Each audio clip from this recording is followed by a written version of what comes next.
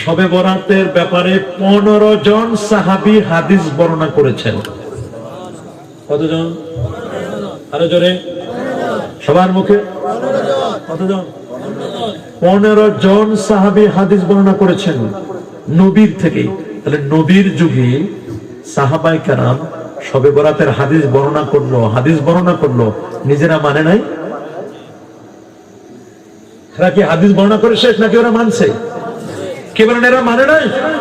কারণ তো জানতো লেমা তাকুলুনা মা লা তাফালুন, তুমি সে কথা কেন বলো যেটা তুমি আমল করো না। 15 জন সাহাবী হাদিস বর্ণনা করলো। হাদিস বর্ণনা করেছেন সাইয়্যিদুনা আবু বকর সিদ্দিক রাদিয়াল্লাহু তাআলা শবে বরাতের হাদিস বর্ণনা করেছেন। ওমর ফারুক রাদিয়াল্লাহু তাআলা শবে বরাতের হাদিস বর্ণনা করেছেন। কয়জন গেল? 3 নম্বর সাইয়্যিদুনা আলী আল মুরতাদা রাদিয়াল্লাহু তাআলা, আলী মুরতাজা, হযরত আলী রাদিয়াল্লাহু হাদিস বর্ণনা করেছেন। 4 নম্বর হযরত আব্দুল্লাহ ইবনে মাসউদ রাদিয়াল্লাহু তাআলা হাদিস বর্ণনা করেছেন শবে বরাতের। 5 নম্বর আব্দুল্লাহ ইবনে ওমর রাদিয়াল্লাহু তাআলা আনহুমা, হযরত ওমরের ছেলে হাদিস বর্ণনা করেছেন। 5 নম্বর আল্লাহু আকবার গেল। 6 নম্বর মুআয ইবনে জাবাল রাদিয়াল্লাহু তাআলা হাদিস বর্ণনা করেছেন। কি নাম? 7 নম্বর হযরত আবু মুসা আল আশআরী, তিনি শবে বরাতের হাদিস বর্ণনা করেছেন। আল্লাহু আকবার বলেন। 8 নম্বর আবু সালাবা আল খুশানী রাদিয়াল্লাহু তাআলা হাদিস বর্ণনা করেছেন।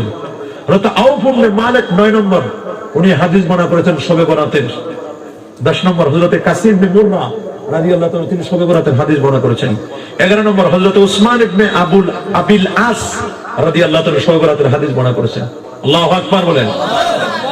12 নম্বর আম্মা জান আয়েশা সিদ্দিকা রাদিয়াল্লাহু তাআলা আনহা, তিনি জামে তিরমিজির প্রথম খণ্ড 156 পৃষ্ঠা হাদিস বর্ণনা করেছেন।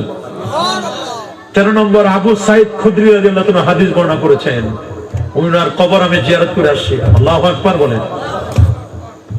12-14 জন পুলিশ ঘিরে রাখে। এখন তো একদম বের হয়েছে কবর জিয়ারত নাই, বলে কবর পূজা। ওরে কবর পূজা নয়, কবর হবে জিয়ারত। বলেন কবর হবে আরো জোরে, সবার মুখে কবর হবে। নবী নিজে তার মার কবর জিয়ারত করেছেন। সহিহ মুসলিমের হাদিস, ইন্না রাসূলুল্লাহ সাল্লাল্লাহু আলাইহি ওয়াসাল্লাম যারা কবর উম্মি বাকা ওয়া বাকা মান হাওলা। নবী নিজে কেঁদেছেন, সাহাবায়ে কেরামও কেঁদেছেন। সুবহানাল্লাহ বলেন।